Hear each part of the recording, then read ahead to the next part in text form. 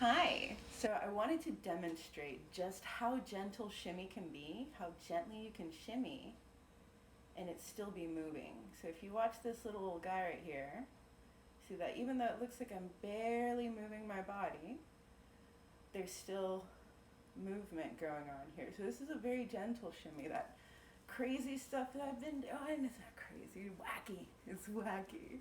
The more intense work that I've been doing is something that I've built up to, but I won't necessarily recommend it for starting out with unless you already have a capable mobile body.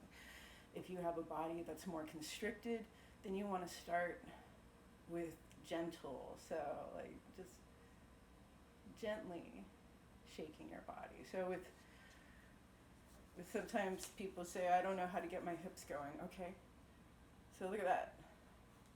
So I take my towel, and that is even more, right? So this kind of gives us an idea of how we can get a very gentle shimmy, because the more intensely we move our arms, the more intensely this starts to swing here. So we know that that's more intense motion because we can see it in action, right? So let's start out, we just start out with very gentle. We can bring our arms up.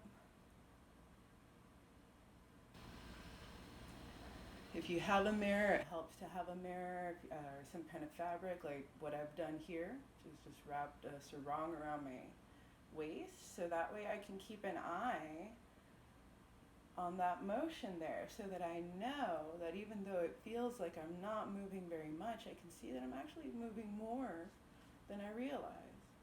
And also be sure to keep your knees slightly bent and loose so that they've got a little bit of give from this side. It's there. So then, yeah. All right. So there we go. That's gentle shimmy practice.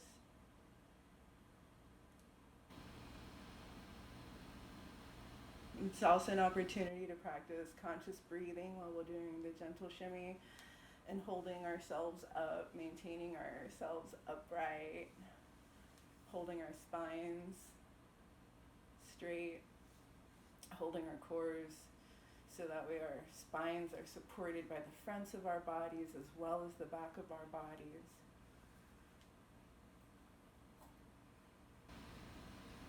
Opening up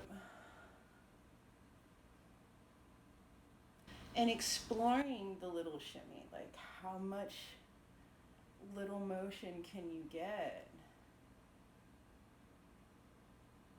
and still kind of isolate other parts of your body. A big part is keep your head still and the rest of your body moving.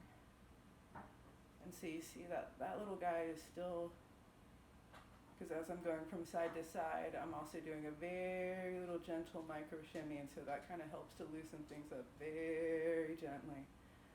And so you see, it doesn't have to be intense. It can be very, very gentle, and we get a lot of benefits from that.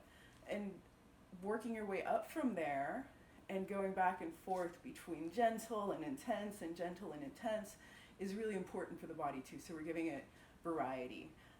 It gives us recovery time. When we go intense, it's like high intensity training. It's eustress training. We're getting our heart rates up.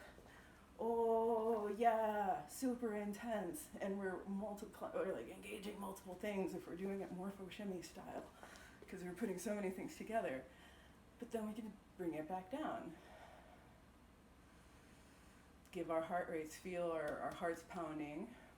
Give our breath recovery time. Consciously give ourselves recovery time. And then speed it up again. And do that for 3 to 5 minutes. It doesn't have to be for a long time. Just take a break from what you're doing, whatever repetitive movement that you're doing, if you can, and move. Give your body a little bit of mobilization mobility so that it remembers, and we can be very gentle. We can be very, very gentle and still be very effective. All right, thank you so much. Have a wonderful day.